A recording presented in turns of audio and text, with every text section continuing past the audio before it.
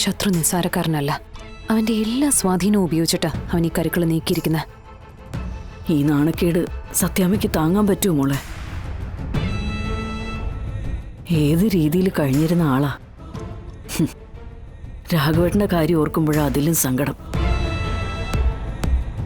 ഈ സുഖമില്ലാത്ത അവസ്ഥയിൽ ഒരു വീട് മാറി ആ വീടുമായി യോജിച്ചു പോകാനൊക്കെ പറ്റുമോ? പോകാതെ മാർഗമില്ലല്ലോ അമ്മേ. പിന്നെ എത്ര വലിയവനും തിരിച്ചടി തന്നെയാണെന്ന് മനസ്സിലാക്കാനുള്ള അവസരം അത് തന്നെയായത്. എത്ര തവണ നമ്മളെ ആ വീട്ടിൽ നിന്ന് സത്യം ആട്ടിപ്പായിച്ചിട്ടുണ്ടമ്മേ.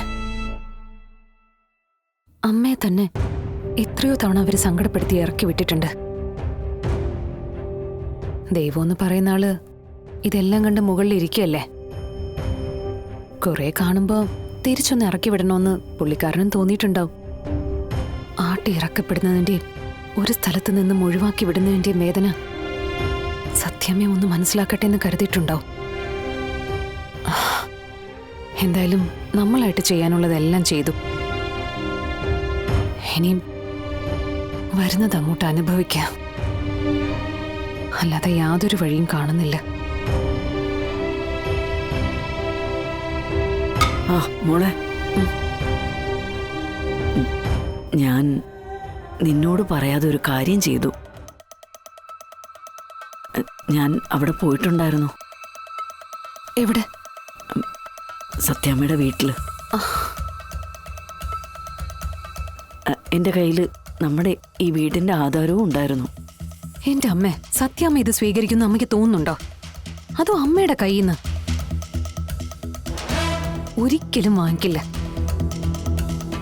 ഞാനിത് അറിഞ്ഞിരുന്നെങ്കിൽ അമ്മയെ നാണം കെടാനായിട്ട് അങ്ങോട്ട് പറഞ്ഞു വിടില്ലായിരുന്നു. ഇതില് നാണക്കേടിന്റെ കാര്യമൊന്നും ഇല്ലല്ലോ. നമ്മളൊരു സഹായം വെച്ച് നീട്ടി, അത് നമ്മുടെ മര്യാദ.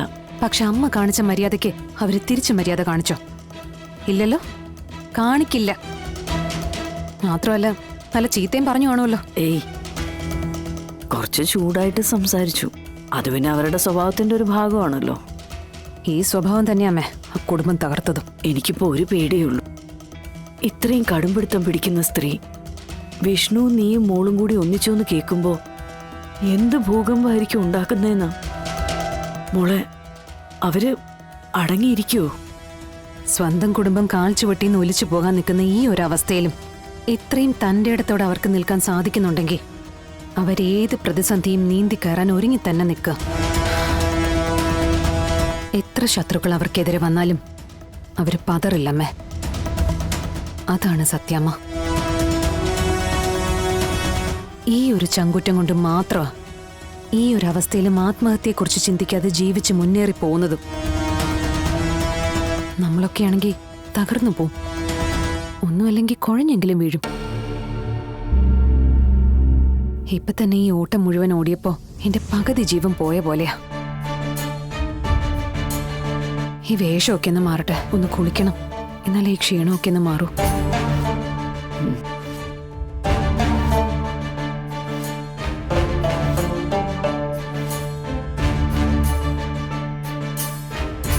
എങ്ങനെയാ ദേവി ആ സത്യാമ്മയൊന്ന് സഹായിക്കുക?